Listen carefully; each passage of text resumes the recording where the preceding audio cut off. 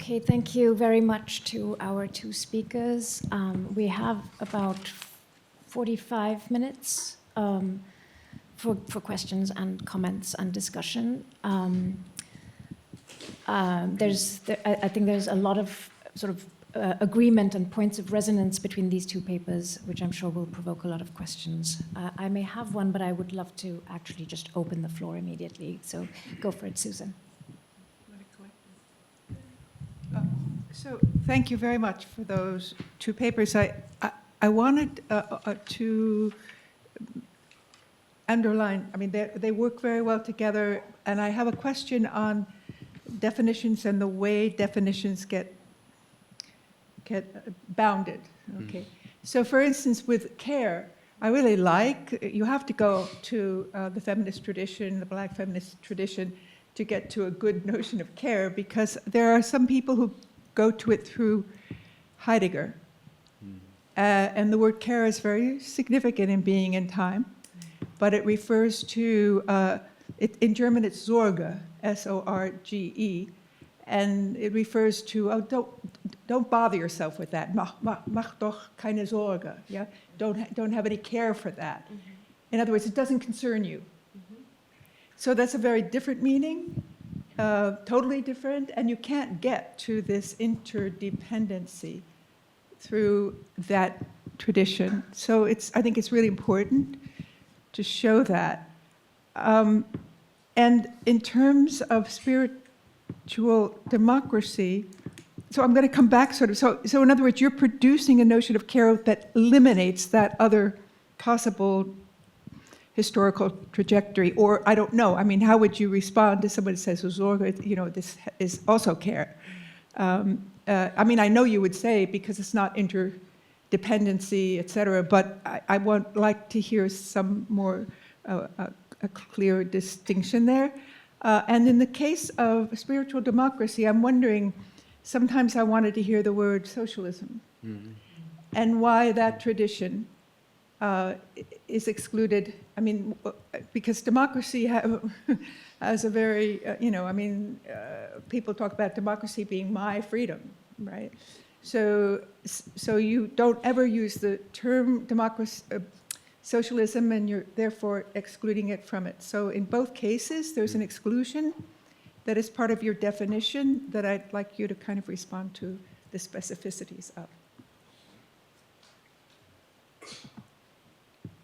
Sure. So in my case, using care in terms of that's none of your concern would be perhaps under the rubric of dominative forms of care.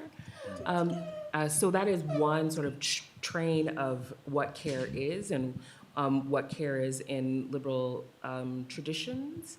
To the extent, I mean, part of what I'm saying is to the extent that care is talked about, it is talked about in order to be dismissed.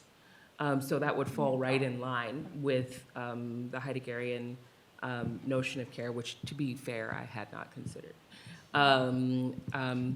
But even so, it makes a lot of sense because one of the ways that liberal institutions instantiate care, right, and I mean in like social welfare context, is to have their first and most important question be, who is excluded from this? So it makes a lot of sense to think about what Western traditions get of care. They get from Heidegger, which is to say, how can we dismiss this? So thank you for that. Now I can say it's Heidegger's fault. It's fine. So it's an interesting way to pose the question to both of us. And you're right, there's things that spiritual democracy that I didn't mention is certainly excluding. Or maybe I did mention some of them. I'm sorry. So I'll tell you, my worry is that spiritual democracy might conjure romantic forms of nationalism. So that's my worry. And actually, romantic forms of nationalism, I'm just thinking right now, is in some ways exactly what we're experiencing now. I mean, that's one way. There's so many ways to describe what's happening right now in the US and around the world. But on the other hand, I don't want to let go of all the things that might belong to kind of the romance of living, the art of living and trying to build a world, be world makers, committed to something like, I don't know, liberatory ways of life in which people don't experience transphobia, anti-Black racism, et cetera. So I feel like for lack of a better term, the right has been so successful in many ways in mobilizing and shifting cultural perspectives so they can do what they want at the formal institutional level, because at the cultural level, I don't want to say no one, but there's actually support for it. So spiritual democracy, in a way, is trying to figure out, well, in what way can people on the left also mobilize, dig deep into history, think about powerful symbols and rites and ceremonies of forged communities. And I mean, we tend to be so allergic to any form of the we that I think there's a way that I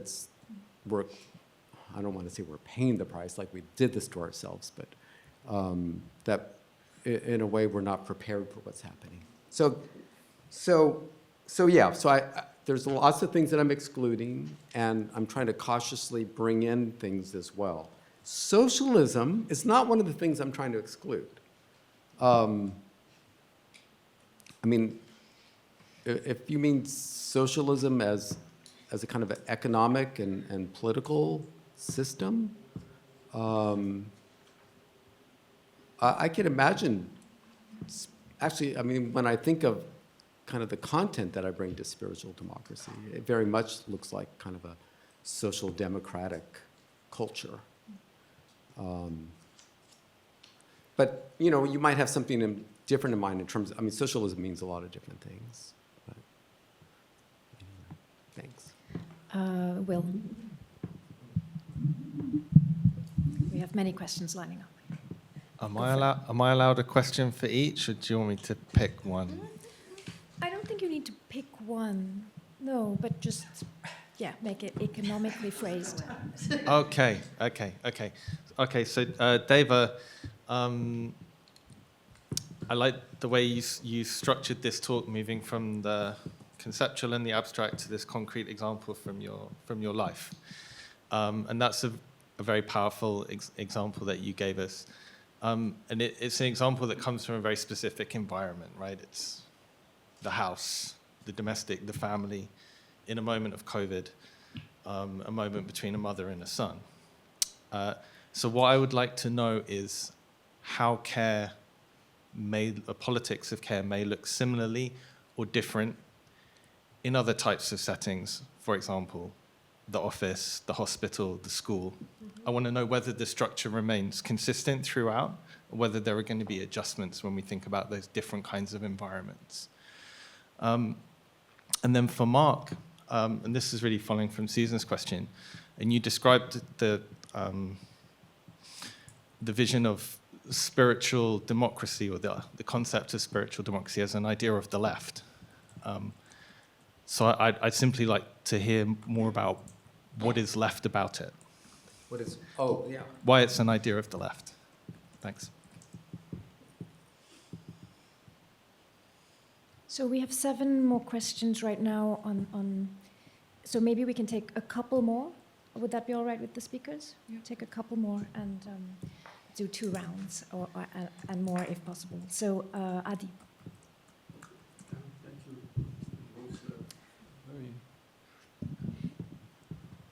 It was a pleasure to hear you. A question for both. For Deva, you started by somewhere in the beginning. You said you referring to the black feminist tradition, about asking about care. Why not? Why not thinking about care? I would like to say that one must ask, how not? How is it possible not to think about care when we think about the political in general and about the democracy in particular? And your presentation of the different modes of care that you presented was really beautiful, but it was it privileged, I would say. It privileged a set of practices that refer to those who are inferior in some sense. Children, disabled, these were the examples that you gave. Humanitarian assistance, I mean, I missed something probably. When you talked, I was thinking about how to fit the care that I have in mind to your scheme, and I would like to mention 3 types of care that are crucial for us now at this moment, and were crucial always. Care for the planet, care for the shared world, and care for the truth. Now, this type of care requires a very different, I think, a very different account of what care is.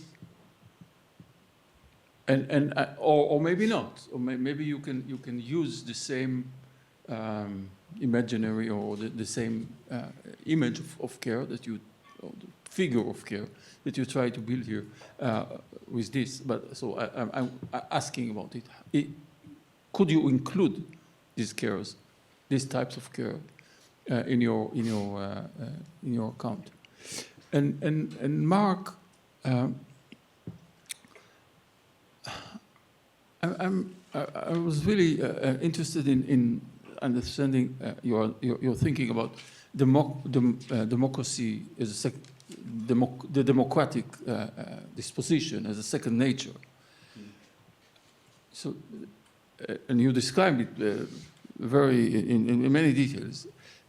So I have 2 questions here, and there are actually 2 sides of the same question. First, what does it take to bring this about? I mean, isn't it the case that we have lost it in the last, I don't know, if we have ever had it? What does it take to bring it about? And the second thing is, while Deva started by saying that I never speak about utopia, I think that you presented an utopia. and I don't find the ladder to climb up there. So this is... Given that those were rather fundamental questions, maybe we'll give a chance to the speakers to answer them. You want to go first? No, go ahead. Okay, so I'll address these in order. So I wasn't clear. I think if I understand the question right is, why do I associate spiritual democracy with the left? And I don't. I'm recommending it. So I think there's a way that someone could, I wouldn't want anyone to do this, but take some of the form of what I'm calling spiritual democracy and put a lot of different kinds of stances in it, including reactionary ones. So what I'm recommending is that the left pay more attention to culture, to aesthetics, to integration of people and place, to rituals and ceremonies, to the whole person.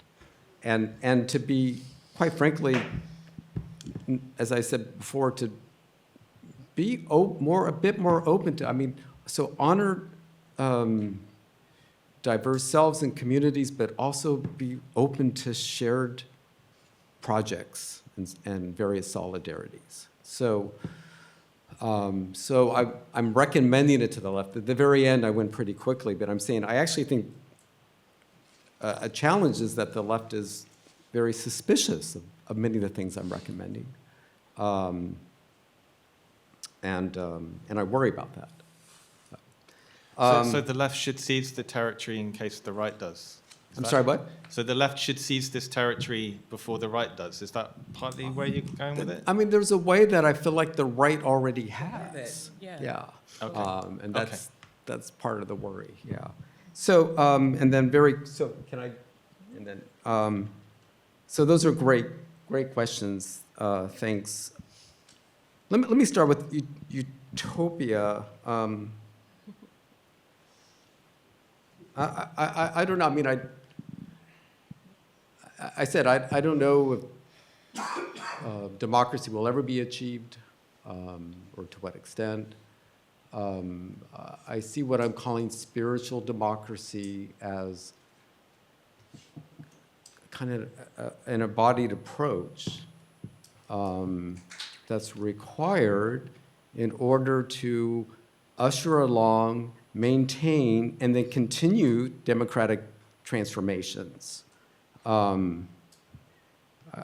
just think it's what's required. I mean, so for example, well, anyway, so I don't think it's utopian at all. I mean, and I'm not making any predictions about its success. I just think if democracy has a chance, I think it's going to need something like this. Yeah, I'm not betting on it. As far as second nature, democratic second nature, I mean, again, it's just bringing attention to the idea of cultivated practices and beliefs and dispositions and affect and ways of being, including ways of critique and including ways of mobilizing. That there's a way that I think we really need to be more intentional about what it is to kind of foster these, so that we're not trying to kind of create them, just with response to what the emergency of the day, but that there's really this kind of repertoire there, and that for a certain segment of the population, it's second nature, so that when there's this assertion of arbitrary power, it's just the second nature, like how to respond, how to mobilize. I mean, not like a prescription, but there's these informed kind of ways of being that make the response, I don't know, just more effective and genuine. Yeah. Okay, so thank you for these questions. I think that I found a similarity in both of them. And what I think is interesting is that that similarity speaks to exactly the way that I started, which is to say that it's impossible to think about a notion of care as political if it is connected with, in its explanation, actually the work of caring, which is confusing to me. Caring for the planet, caring for the shared world, caring for truth, caring in the context of the hospital, caring in the context of work, et cetera. All of these kinds of things would require different kinds of activities, but the exact same structure, which is to ask the question, what is the most nourishing choice?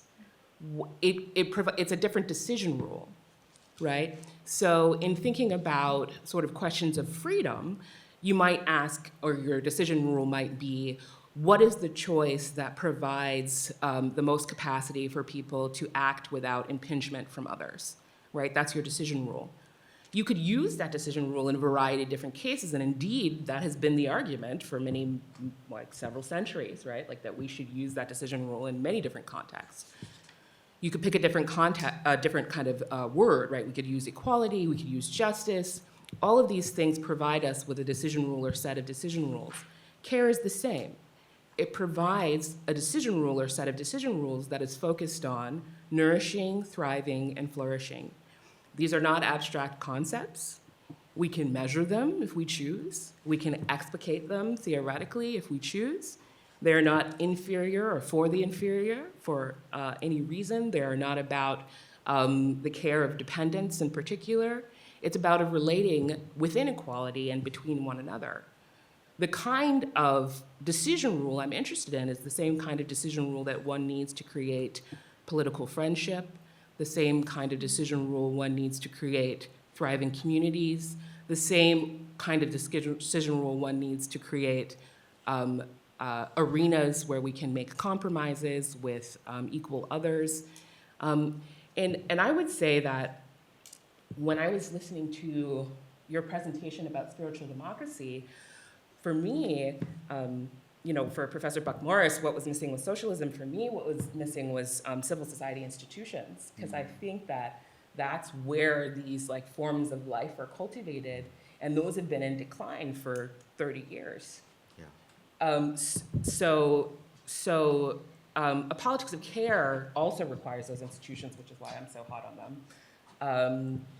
But that is where we learn to utilize this decision rule to figure out what kinds of actions a politics of care entails. We actually have to sort of do that in practice. But the question that we ask is the question that I tried to ask and illustrate in the paper, which is, what is the most nourishing choice? What is the most life-giving choice?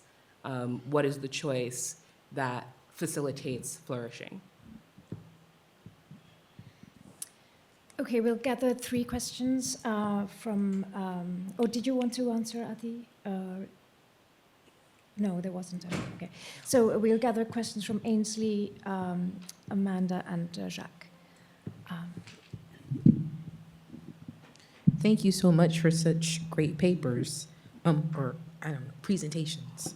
My question is, what's the view of democracy that spiritual democracy is the corrective for? I think I want to get a better sense of the problem for you and what this intervention is about, who you're speaking to. Because there's a way in which I think a lot of the concerns that you are bringing to the table are concerned, or even your vision of what we need to do is a shared vision that's happening in various disciplines, thinking about democracy and community building and whatever. So yeah, what's the, I think there's a practical problem here, but then also is there an intellectual problem here in terms of how you see scholars thinking about democracy that you are responding to and wanting to intervene on. And then, of course, I'm going to ask my annoying question, Deva, the same one I always ask. So, and this is also, I think, toward Mark, too. Both of you started, you said, Deva, you said, not rights, but everything else, right? It's not about rights, but it's about basically just you matter. How are you understanding the functioning of rights? Because I think that there's a way in which rights function just in the way that you're saying you just matter, right? That's why you can claim it. That's why you're supposed to be able to claim rights, to protect you in that against governmental and societal abuse, right? One might say. Same thing, you were like, not ideals, but then you proceeded to give the ideals of justice and goodness. What is it about the sort of refusal and rejection of ideals for you? And might I ask you to reconsider those objections, or maybe craft the problem differently? Tell me what the problem is, why the not, what's going on here, to sort of animate that juxtaposition in that move. Thank you. Amanda? I agree with that, Ainsley. First of all, okay, my question is for you, Deva. I loved your paper. It was quite beautiful. It was revelatory. It had a wonderful unfolding. Thank you. My sense however, is that the focus, and here I would take issue with Adi's critique, his early critique and his answer to you or questions to you. My sense was that it was very firmly rooted in the intersubjective. Mm-hmm. And so, and part of the not that started it was not just not rights, but it was like not humanitarianism, Mm-hmm. Not welfare. Mm-hmm. So not elements of, the welfare state or social institutions, healthcare, right? That because those are sort of, in your presentation, they're automatically problematic. They're hierarchical. I think that was like the key attribute you gave to them. And so first of all, I think you're too hard on those achievements, and they are profound achievements. They're deeply flawed, but the welfare state is much better than a state without any social services. Wait till Medicaid disappears. Mm-hmm. And the universal health care as a goal, or Sweden, is an amazing achievement, and it has a kind of care that one can rely on. It isn't something that you experience therapeutically and intersubjectively, but it's something that you take to be part of what your society is providing, and that has been collectively argued for and instituted through democratic processes such as law and policy formation. And I think you're just a little too hard on. I don't see why that's excluded, and I feel like if you want to have a theory of care, you need to have a theory of systemic elements of care. And I particularly think at this moment, when you were talking about humanitarianism, I was thinking about USAID. And I just don't, sure, you can say that it's hierarchical, but not every element of care is about, I think your most valorized, well, no, that's not true.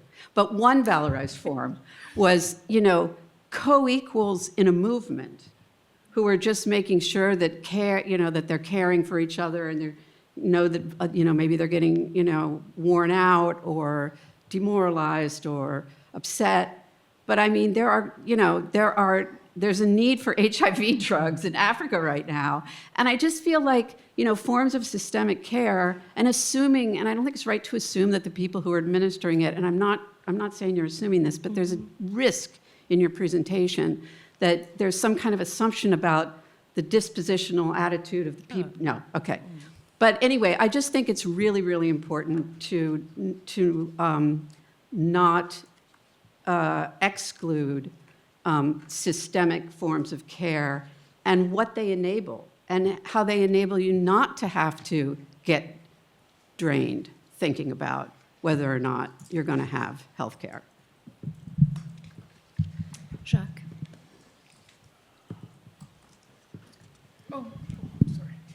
Thank you.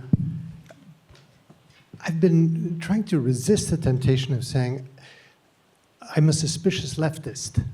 And from that position, I'm speaking blah, blah, blah. But I'm going to give in to that impulse and say, both of these papers presented a situation that I think is a desideratum for almost everybody. So why aren't we there? In other words, what is the antagonist, to bring back an old left word? What is the antagonistic structure that makes it difficult to achieve what care on one side and spiritual democracy on the other side? If these are indeed desiderata as you've described them. Yeah.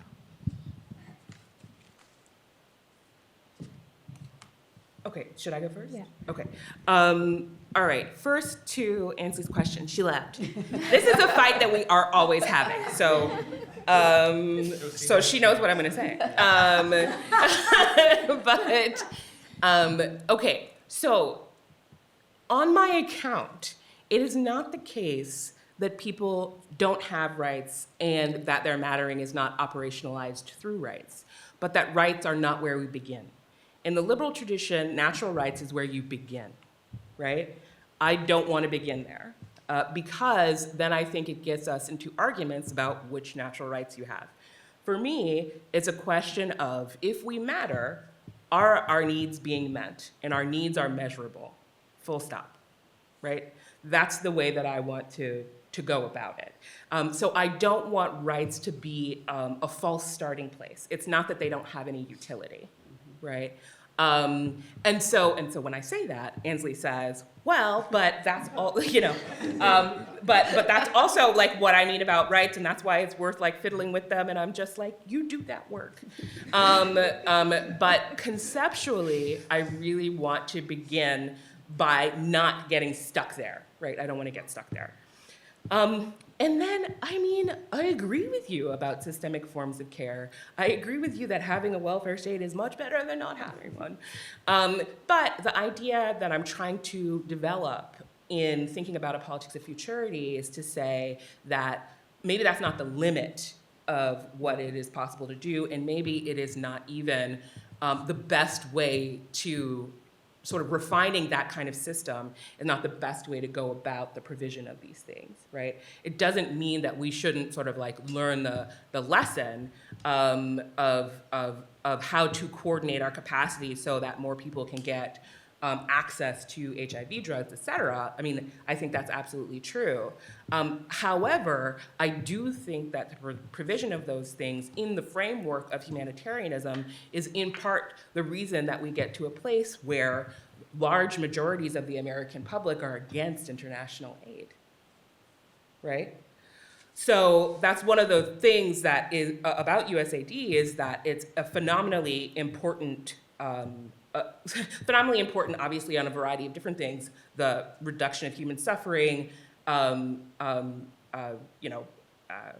chief among them, also for national security reasons, right, Pax Americana, like all these very practical reasons, but at the same time, it is a regime that because it is constructed as a hierarchy of giving to the needy, that makes it vulnerable, right? That's why Musk decided to land there first, because it was the one thing that he was gonna do that was popular. And it was popular because of this hierarchicalized notion of care as charity, as care being for the inferior. So that is what I'm trying to undo and try to think about what it means to have a politics in which care is the fundamental sort of fulcrum of how we consider whether or not something is worth doing politically and how we organize it politically. And then in terms of the question of why are we not there, is because we're currently in an epoch that was constructed to organize care out of political thinking. Oh, why? Why would anyone want to do that? If it's such I mean, self-evident as in your own. I don't understand. Well, do you think it's self-evident? The first two questions I got were about how it's not important. Right? Like I don't like, and I don't mean that, but it's true, right? Like so is care really what you mean when you're talking about politics? Like, is the thing that parents do with children really what we mean when we say we should do like that's why, right? That disbelief, that notion, right? That can really be seriously political is the reason why we're not there. But we can get there, but we do have to get there through an actual process of political education practice making, right? I'm unsure why you are confused. I think that David is why. Are these on point? Yeah, so, okay. I know. So we have 3 people waiting to ask questions, so if either of these are comments, like on point. Can I address the question on? Absolutely. Just very quickly, I'm sorry. But I was asked why spiritual democracy isn't interested in rights, and I'm suffering from allergies right now, so my voice must not have been very clear. I mean, in my imagination, I can't imagine in the U.S. a democracy without something like a constitution, something like a Bill of Rights, something like formal democratic institutions. I think I said it's not bereft of such, rights and constitutions and democratic procedures. What I'm trying to say, though, is rights and democratic procedures and formal institutions don't mean anything if there's not something like a social historical matrix that supports them, right? So if an executive branch decides just not to listen to a court order, and if there isn't massive protest, it doesn't matter if there is separation of powers. If there's a right not to be tortured, and then the government tortures people, and it just happens, and there's no outrage, and there's no kind of accountability there, then the right doesn't matter. So I'm not saying rights, I think rights matter. I think they're very important, but they don't work in the abstract. They don't work in a vacuum. So that was my point. And I won't address now the issue of, anyway, there's other questions. So, yeah. We'll gather the remaining questions and comments. So Brian, Bonnie, Laurie, David, and Anne, and anyone else who joins at that point. Yeah, I'm just going to make a quick comment, and it really comes from Jacques' earlier comment about why haven't these things been implemented, and Susan's introducing socialism. I just think there's a sort of urgency amongst all of us. I don't think anybody disagrees with what has been said. I think, for the most part, we're on the same page in that respect. Call it spiritual democracy. The question of caring is urgent and necessary. But how? And this relates to the moment, and I'm thinking here of introducing questions of the conjuncture that we're in, to invoke all, the particular political conjuncture of the moment, and what it means for the how, and what it means. How do we get across that Rubicon to the moment, or is, in the case of caring in particular, part of the way to get across the Rubicon?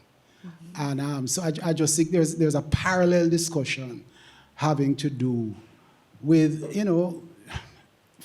fascism on the horizon, call it what you will, its potential to actually be there sooner rather than later, and what is the context in which we're discussing these things, and how do we actually make those things part of the effort to either prevent this moment from consolidating or moving beyond the moment. The other thing I just want to put on the table is nobody wants to call the old Marxist notion of capital and put it on the table.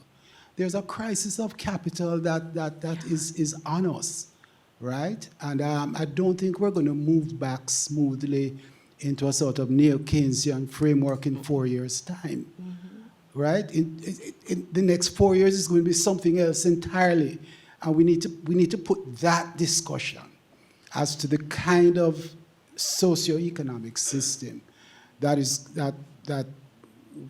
we are fighting for, that will allow us to do the things that both of you in your own ways have so eloquently put on the table. And if we don't have that discussion, then it's a one-sided dialectic. Bonnie, once you get the mic. Oh. Thanks. So I just want, my first question is for Brian. I think that phrase, 4 years, is the prison of our thinking. And so I don't disagree with you ever, but I'm really worried about that phrase. I don't think we're going to make it if we think in terms of, well, in 4 years we'll get them. Yeah. So I just want to mention that. Now, similarly, Mark, I love your project. When you say all voices vibrant and agonistic, I think, no, we're in a friend-enemy frame right now. And, you know, I love agonism, of course, as should anyone, but, but I'm not feeling it right now. At least not without the undercarriage of a friend-enemy politics, which is what we're in, and which I think requires, or is a feature of care for the agon, which is to say, you know, Nietzsche's argument in Homer's Contest was, when someone gets strong enough, powerful enough to dominate the agon, you exile them. That's right. You know, or we could say put them in prison. We did say that. But, you know, that's how you protect the agon. Like the possibility of vibrancy and agonism requires that there be an agon undominated by the few or by the one. And I think that's where care comes in. And so, Deva, I love what you're doing. Also, I really do. I'm not just saying these things. I do. And but I think there is a continuity between your scene of care with your son, which was one example from your life. I'm sure you have thousands, and care for the agon. We learn these things from the different places. I think some of the things my kids got from me, I learned at work and vice versa, you know, and friendships and politics and organizing and all kinds of things. So I take your point deeply about Black feminist theory providing the thinking place for this work. And at the same time, I think it's obviously a politically informed home and home-informed politics that you're talking about. And so when you say, which is the best thing that I love that you said, what is the most nourishing choice? I think that both of you are saying that's the question to be guided by. That's the question, I would venture to say, for a spiritual democracy. That's your question. And I think what you both share, whether or not you both accept that wording, is a kind of anti-austerity. Like, there is enough for everyone. And I think that is the fundamental divide between the things that you are favoring and the things that you're opposing, is a kind of austerity thinking. So I just really want to thank you for that. But nonetheless, although there is austerity in the friend-enemy frame, that is where we are. So that is the one place where I'm happy for it to stay. A little zero-sumness is fine with me there. We'll hear from one more person. Oh. One more. Laurie, would you like to? Here you go. Actually, three more. Okay. Thank you both so much. Actually, I feel like I'm spinning a little bit thinking about what Bonnie just said and Brian's intervention, and so I'm not as sure how much this connects up with the conversation, but at this moment. But one of the things that struck me about both papers was that in some senses, the word that mattered most was matter, in all of its different meanings that connected the two. And I wanted to go back, Deva, to something you said, and I think it's the same sentence that animated Ansley's question, but I have a different kind of question about it. So you said twice, which is why I know I wrote the words down correctly, one is not granted this ability to matter by right. That's right.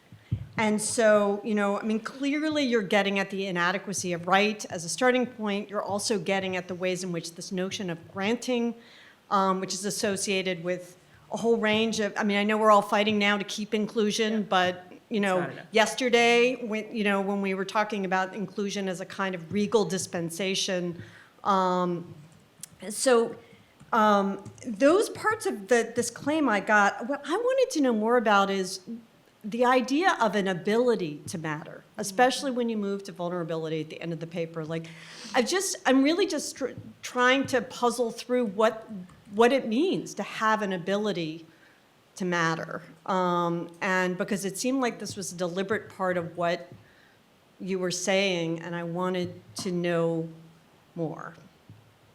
So we have only 2 more minutes, so I suggest that we gather the last 2 comments, and then either you answer everything in one sentence that explains it all, or you go home and mull over it. David and Anne, yeah.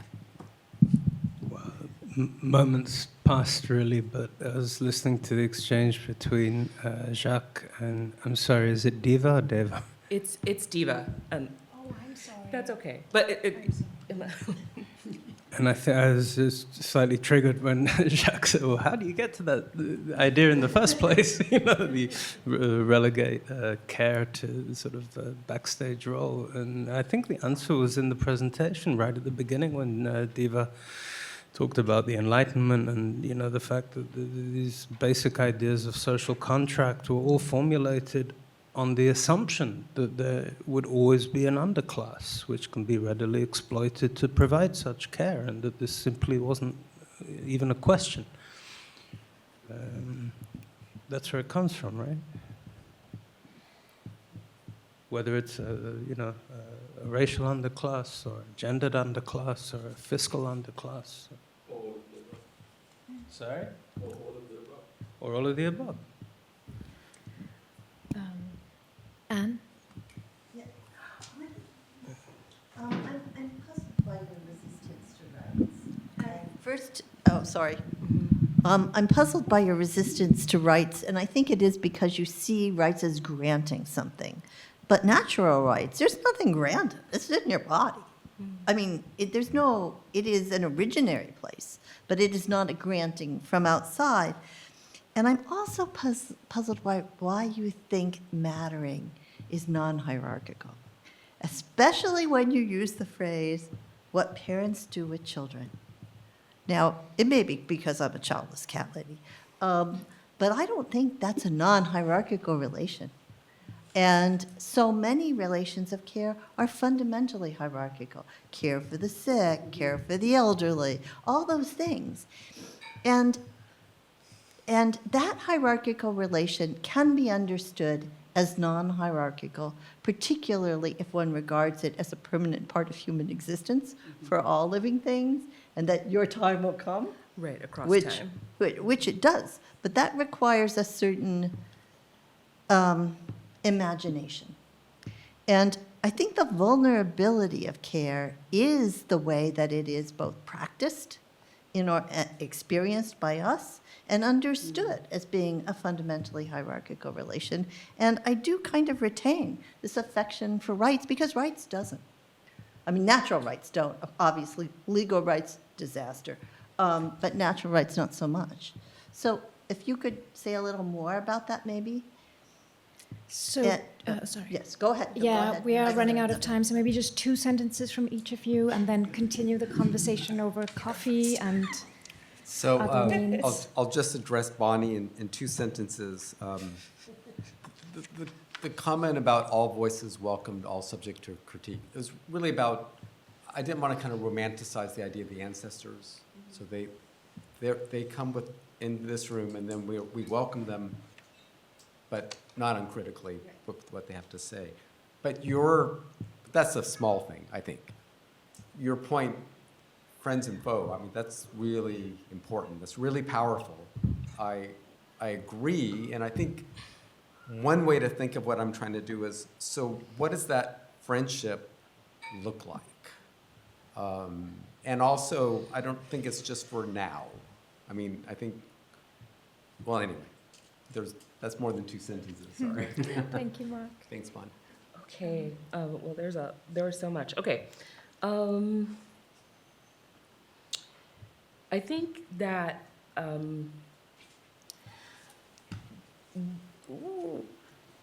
one thing I want to say about the question of the crisis of capital, I think really relates to the point that Bonnie was making about exiling for the care of the agon. The crisis of capital that we're experiencing right now is that capitalist form changed so much, right, in the last century, that now we basically have tech billionaires, right, who are running around trying to control everything, yes, but they're also running around because they are terrified. Because the form of capital that they have now means that almost all of their fortune is just debt. Like, they don't actually have money, they have debt. And so the question then is, right, their big bet was AI. Turns out everybody hates that. And so it's very, very expensive to produce. It looks like the Chinese have a much cheaper version. They don't know how they're gonna make their money back from all of this debt. And so I think that part of what is driving this is not just like comical evil, it's also a kind of capital-based desperation, right? For like, how is it that I can remain solvent? I actually have to capture the folks who print money, right? Like, so I agree with you.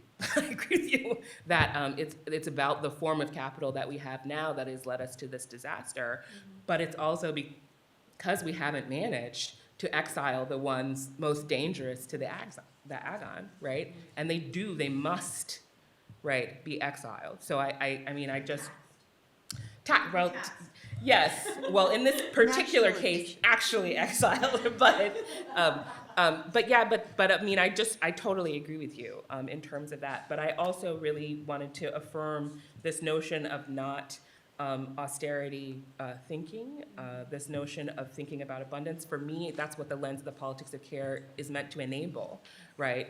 When you ask the question, what is the most nourishing choice? What is the choice that can facilitate thriving and flourishing? Then it leads you to a different set of economic forms. Thank you very, very much to both our speakers and to all of you.